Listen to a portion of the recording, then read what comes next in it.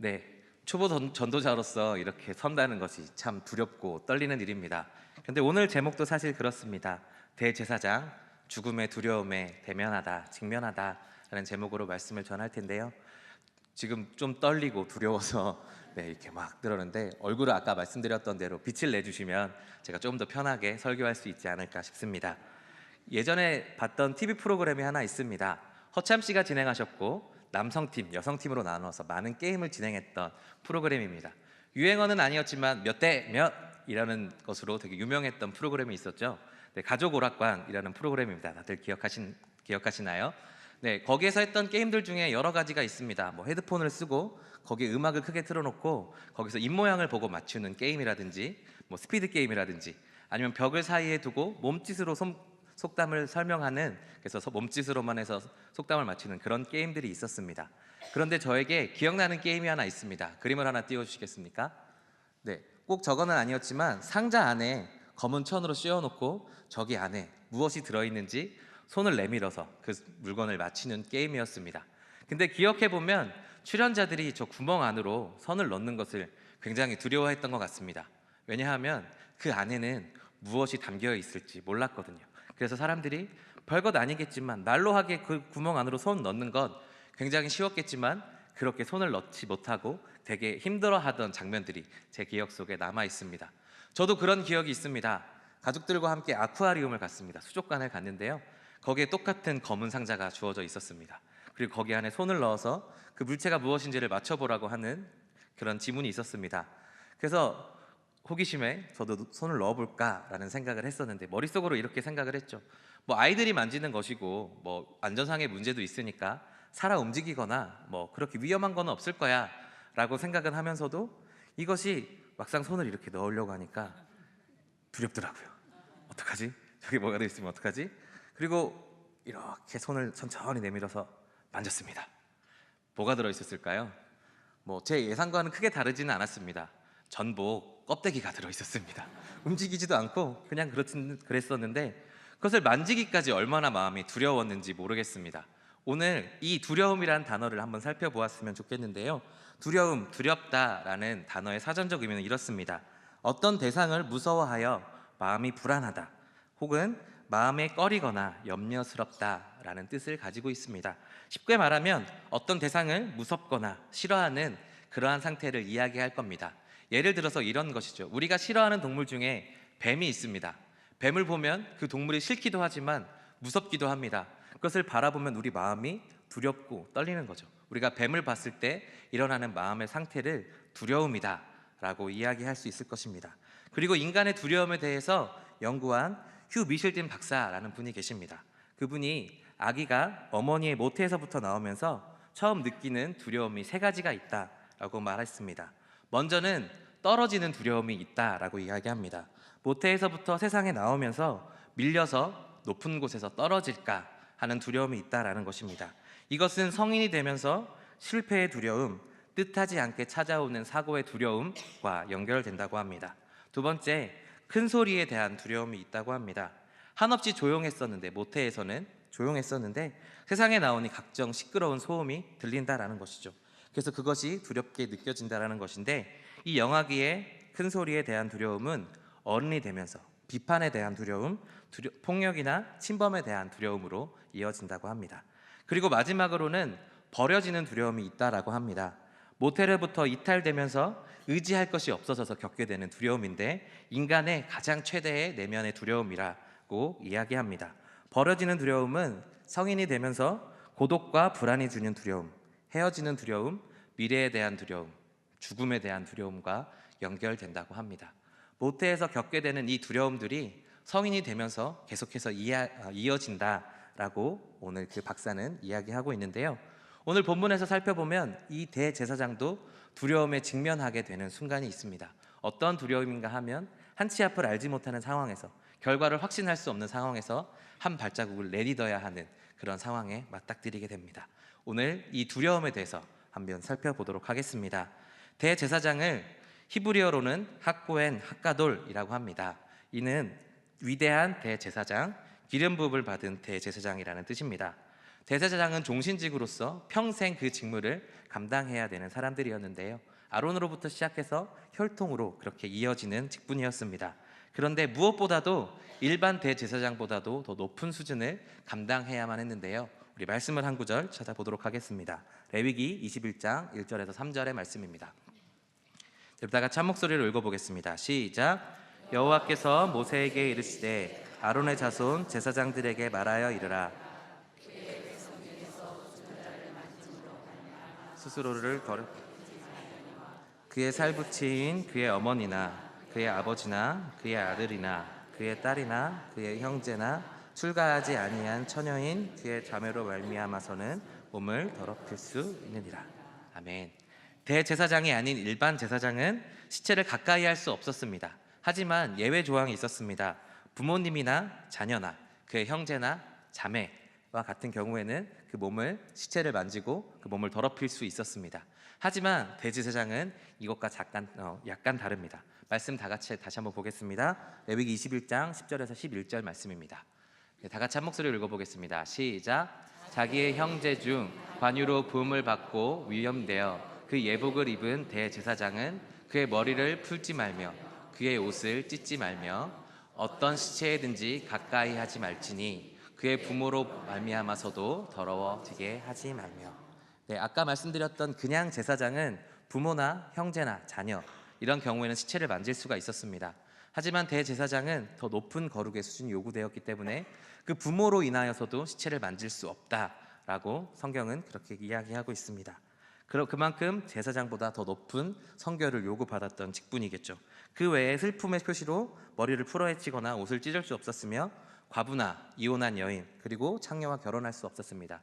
오직 이스라엘의 처녀에게만 장가를 들 수 있었습니다. 또한 대제사장은 여호와 하나님과 함께 여호와 하나님 이스라엘 백성 사이에 중보자로서 다수 일반 제사장들과 종교적인 행사들을 담당하는 그런 역할을 감당했습니다. 그것보다 우리에게 특히 잘 알려져 있는 것이 무엇인가 하면 1년에 한 번 백성을 대표하여서 대속죄일에 지성소로 나아가는 그런 직분을 감당하였습니다. 그런데 이 백성을 죄를 위하여서 지성소로 나아가는 대제사장들에게는 특별한 장치가 있었습니다. 무엇인가 하면 옷 끝에는 방울과 종을 달았습니다. 그리고 허리와 발목에는 밧줄을 묶었습니다. 왜냐하면 지성소로 들어갈 때 하나님의 임재가 있는 곳이기 때문에 그곳에 거룩하지 않은 상태로 들어가게 되면 그가 죽음을 맞이할 수도 있었기 때문입니다. 지성소 안에서 움직이면서 소리가 나지 않거나 목이 그렇게 죽음을 맞이한 것처럼 느껴지면 밧줄을 빼어서 제사장을 밖으로 빼내야 했기 때문에 그렇게 특별한 장치들을 하고 있었습니다. 그런데 그 대제사장이 자기의 죄만 위해서 그렇게 어떤 백성들 죄송합니다. 떨려서 그렇군데요.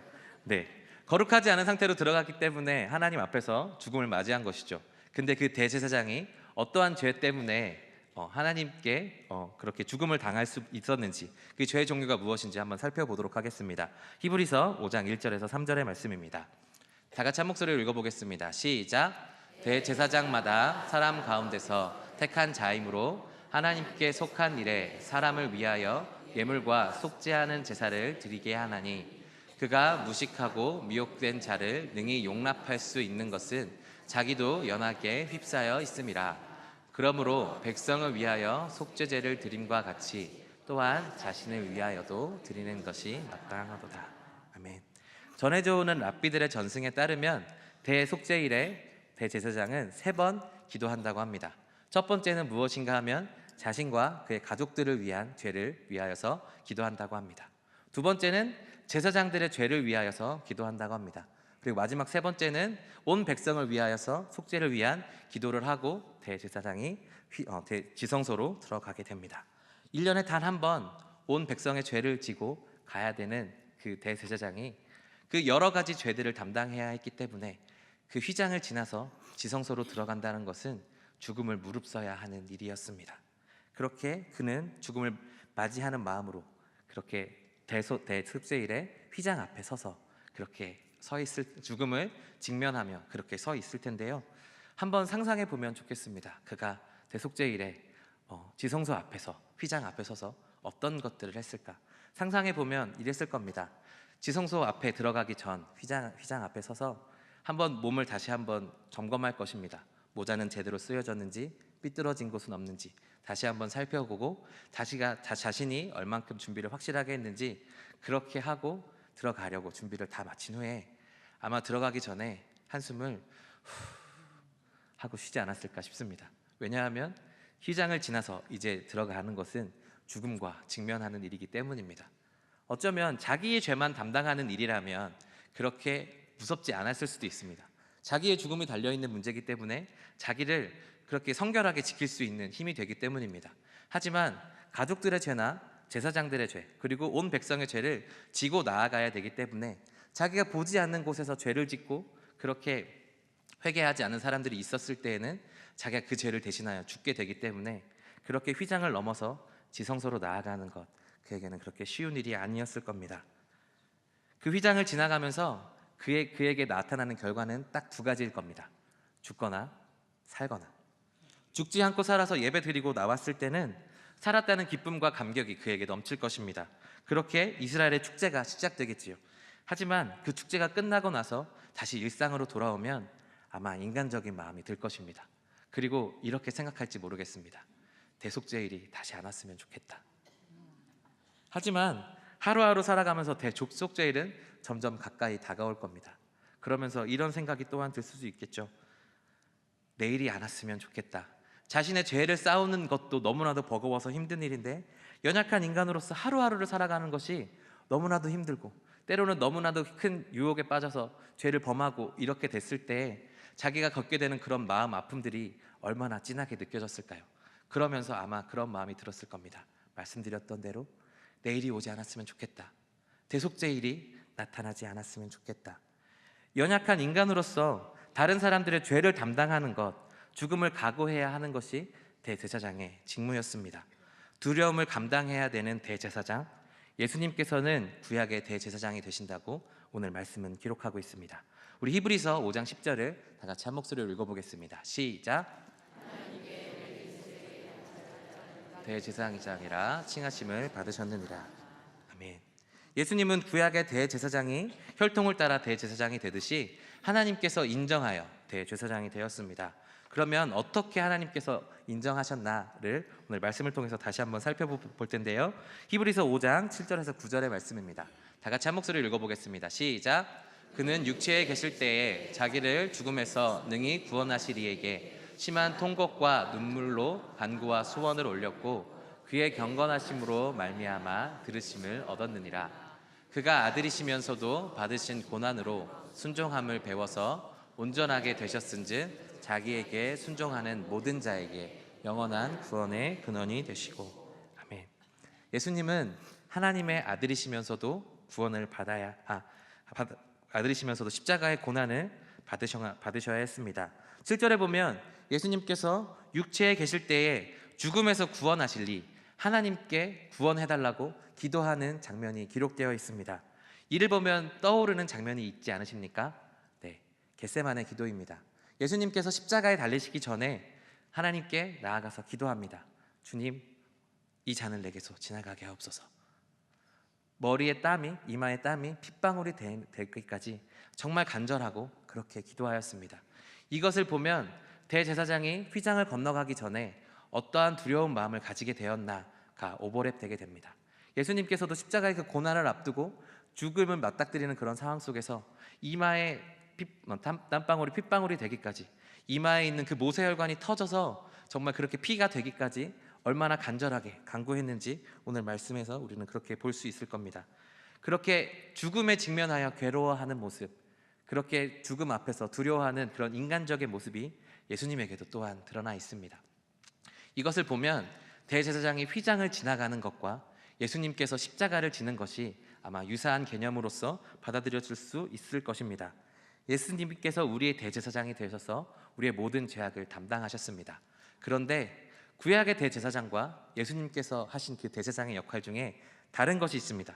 첫 번째는 무엇인가 하면 예수님께서는 아무런 죄가 없으셨습니다. 예수님은 아무런 죄가 없으시고 우리를 위해 십자가를 지셨습니다. 구약에 나오는 대제사장은 자신도 연약하여서 자신을 위해 기도해야만 하는 존재였지만 예수님은 그런 존재는 아니셨습니다. 온전히 깨끗하시고 거룩하신 분이셨지만 우리의 죄 때문에 돌아가셔야만 했던 운명을 가지고 있었습니다. 또한 두 번째 다른 점은 무엇인가 하면 구약의 대제사장은 생명이 살 수도 있고 죽을 수도 있습니다. 하지만 예수님은 십자가 위에서 대제사장으로서 휘장을 넘어갈 때 반드시 죽음이 예정되어 있습니다. 반드시 죽기가 예정되어 있다는 것이죠. 예수님은 우리의 죄를 짊어지고 그렇게 휘장을 건너가실 때 구약의 대제사장은 죽을 수도 있고 살 수도 있었지만 예수님은 그냥 죽으셔야만 했습니다. 다른 결과가 있지 않았습니다. 그런 결과를 뻔히 알면서도 예수님은 그 십자가를 지고 가셨고 그 십자가 뒤에 죽음이 있는 것을 알면서도 지성소 뒤에 죽음이 있는 것을 알면서도 끝끝내 그 휘장을 넘어가셔야 했습니다. 그런데 우리가 여기서 주목해 보아야 할 사건은 무엇인가 하면 예수님께서 죽으시면서 성소와 지성소를 가르는 휘장이 찢어졌다는 것입니다. 성소와 지성소의 구분이 없어진 것이죠. 그러므로 그렇게 돼서 우리에게 어디서나 하나님을 예배할 수 있는 그런 공간이 주어지고 길이 열린 것입니다. 그리고 십자가를 믿는 우리에게 주어진 역할이 있습니다. 우리 다 같이 베드로전서 2장 9절을 함께 읽어보도록 하겠습니다. 시작. 그러나 너희는 택하신 족속이요 왕 같은 제사장들이요 거룩한 나라요 그의 소유가 된 백성이니 이는 너희를 어두운 데서 불러내어 그의 기이한 빛에 들어가게 하신 이의 아름다운 덕을 선포하게 하려 하십니다. 아멘. 휘장이 찢어지면서 우리가 누구든지 하나님을 예배할 수 있는 그런 공간이 열렸습니다. 온 곳이 하나님의 지성소가 된 것이죠. 그런데 우리에게 또 다른 직분이 주어졌습니다. 무엇인가 하면 믿는 우리들에게 왕 같은 제사장으로서 우리가 하나님을 예배할 수 있고 우리가 직접 하나님을 만날 수 있는 그런 직분이 열렸습니다. 하지만 구약의 제사와는 지금의 예배는 조금 다릅니다. 구약은 죽음을 무릅써야 했고 죽음과 직면해야 했지만 지금은 그런 예배가 우리에게 그런 죽음을 무릅써야 하는 예배가 나타나 있지는 않습니다. 죽음에 대한 공포는 우리 예배 가운데서 찾아볼 수 없습니다. 왜냐하면 예수님께서 하나님께로 가는 길을 여시고 구약의 제사를 완성시키셨기 때문입니다. 하지만 우리에게 또 다른 두려움이 있습니다. 무엇인가 하면 물질적으로는 지금 사회가 많이 풍족해지고 그렇게 되었지만 여러 가지 요인들로 인하여 우리가 지금 맞이하고 있는 이 상황을 이렇게 표현할 수 있을 겁니다. 전쟁 같은 삶을 치르고 있다. 저는 군대를 조금 특이하게 다녀왔습니다. 허리에 디스크가 있어서 4급 대체복무 요원으로 다녀왔습니다. 쉽게 말하면 방위를 다녀왔습니다. 네. 근데 그 방위 뒤에 세 글자가 더 붙습니다. 뭐냐 하면 방위 산업체입니다. 그러니까 직장에서 제가 생산직을 하면서 4주 동안 기초훈련만 받고 나머지는 공장에서 생산직을 하는 일이었습니다. 일이 그렇게 힘들지는 않았는데 10년 전 일이었는데 그때도 기계화가 많이 되어 있어서 무거운 일을 하거나 하진 않았는데 거기서 가장 많이 한 일은 무엇인가 하면 제가 골프공을 만드는 공장에서 일을 했었거든요. 그래서 그 공장의 기계가 고장나면 이 공을 자동으로 보내는 기계가 있는데 그 호수가 터지거나 하면 골프공이 사방팔방으로 떨어집니다. 그럼 저는 그걸 맨날 주스러 다녔습니다. 그러니까 맨날 주스러 다니고 기계가 고장나면 무거운 거를 많이 들어야 하고 그런 일을 했었는데요. 그때 회사에서 획기적인 기계를 하나 들여왔습니다. 전자동 포장 머신이었는데요. 우리 그림을 한번 띄워주시겠습니까? 네, 포장을 하는데요. 지금 저기 보시면 박스가 두 개가 있습니다. 아래 박스, 윗 박스, 그리고 작은 공들이 들어있는 박스가 있습니다. 저거를 예전에는 수작업으로 다 작업을 했습니다. 작은 박스 안에 공을 3개를 넣습니다. 1, 2, 3, 4번이 다 다르게 들어가고요. 그리고 저거를 아래 박스에 넣고 윗 박스에 넣고 그리고 저거를 큰 박스에 담아서 포장을 해서 쌓는 그런 일들을 이제 포장실이라는 데서 담당을 했는데 저거를 전자동으로 해주는 기기가 나왔습니다.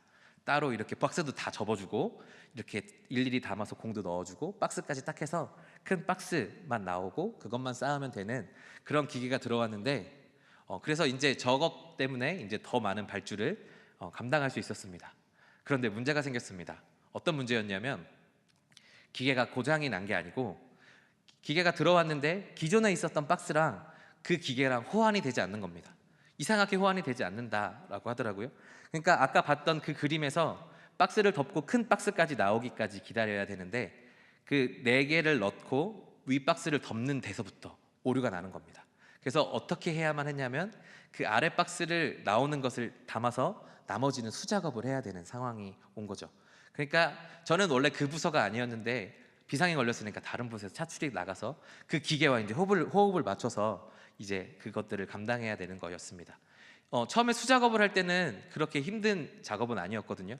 근데 기계에 맞춰서 그 속도에 맞추다 보니까 1초에 하나씩 그게 나옵니다. 그리고 그거를 가지고 나와서 이거를 다시 쌓아놔야 돼. 그거를 쌓아놓으면 기계가 오류가 나기 때문에 쌓아놓지 않기 위해서 계속 그거를 빼야 합니다. 그러면서 이제 허리를 좀 펴었다 하면 이만큼씩 골프공이 쌓이고 박스가 쌓입니다.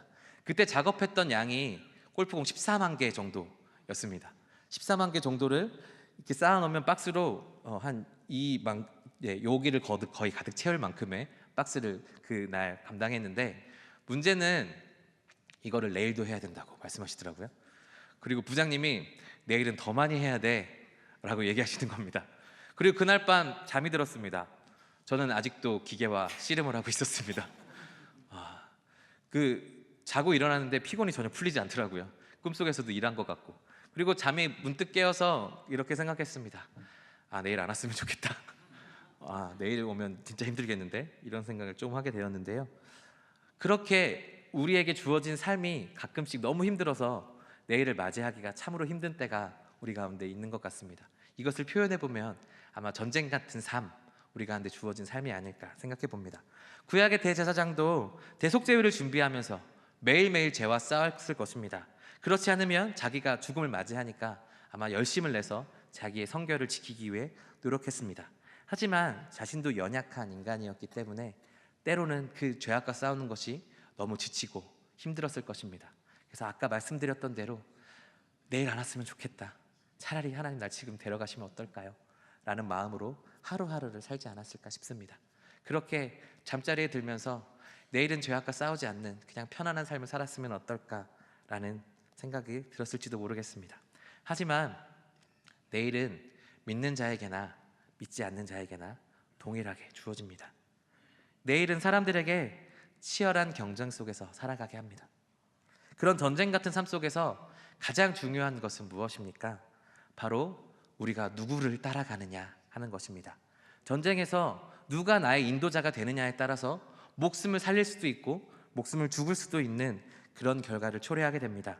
그래서 누군가를 따라가느냐, 이 전쟁 같은 삶 속에서 우리가 누구를 따라가느냐가 굉장히 중요합니다. 오늘 말씀은 이렇게 기록하고 있습니다. 히브리서 5장 8절, 우리 다 같이 한 목소리로 읽어보겠습니다. 시작. 그가 아들이시면서도 받으신 고난으로 순종함을 배워서 온전하게 되셨은즉 자기에게 순종하는 모든 자에게 영원한 구원이 되시고. 아멘. 예수님은 자기에게 순종하는 모든 자에게 구원의 근원이 되신다고 말씀하십니다. 구약의 대제사장이 휘장을 넘어가는 그것은 너무나도 힘들고 죽음을 무릅써야 하는 일이었습니다. 이것이 우리에게는 전쟁 같은 삶으로 주어진 것입니다. 내일을 꿈꿀 수 없고 내일을 기다리기가 너무나도 힘든 우리의 삶, 그 가운데서 우리가 예수 그리스도를 인도자로 삼고 예수님을 소망으로 삼으면 오늘 말씀에서처럼 순종하는 모든 자에게 영원한 근원이 되어주시겠다고 예수님께서는 말씀하십니다. 사랑하는 성도 여러분, 예수님께서 우리 가운데 진정한 인도자 되심을 기억하시고 고백하시는 여러분 되시길 간절히 소망합니다. 지금은 찬송가에 실린 살아계신 주라는 찬양이 있습니다. 우리 한번 같이 불러볼까요?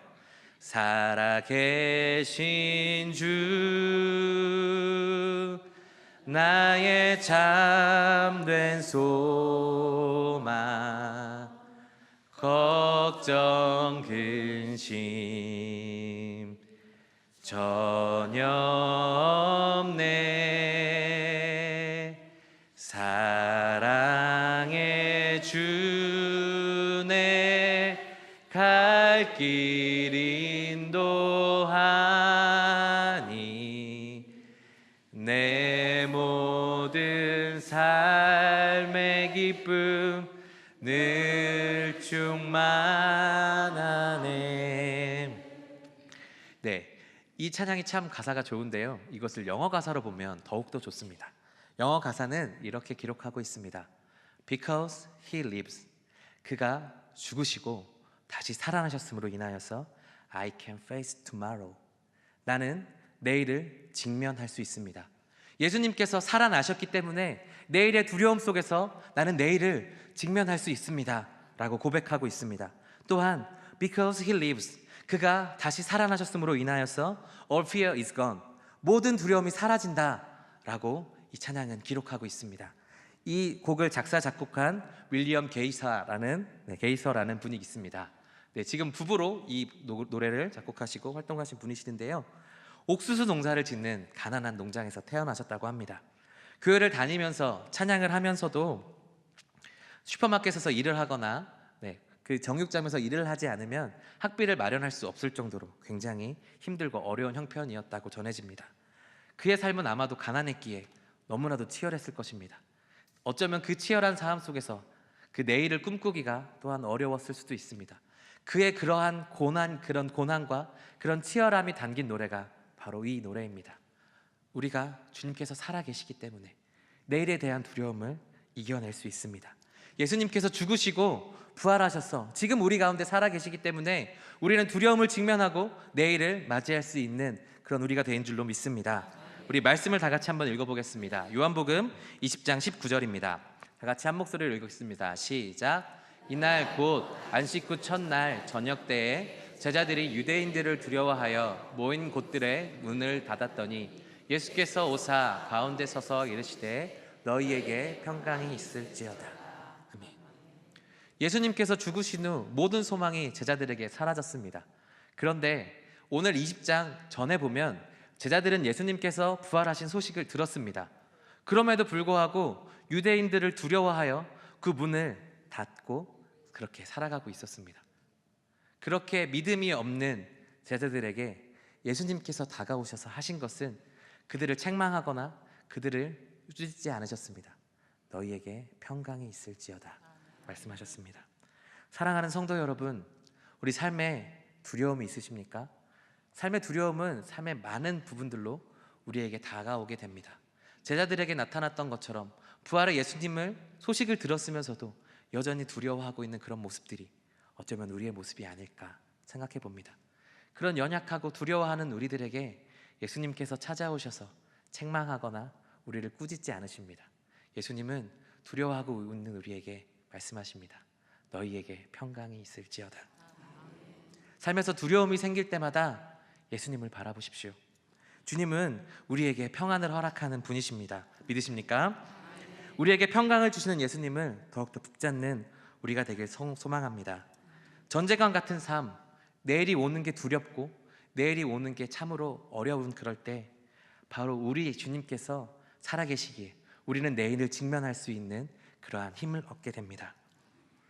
주님도 우리와 같은 두려움을 겪으셨습니다. 십자가 위에서 죽음을 각오하시고 죽는 것이 결정되었지만 그것들을 믿음으로 고백하고 죽으시고 다시 살아나셔서 우리 가운데 부활의 소망을 허락하셨습니다.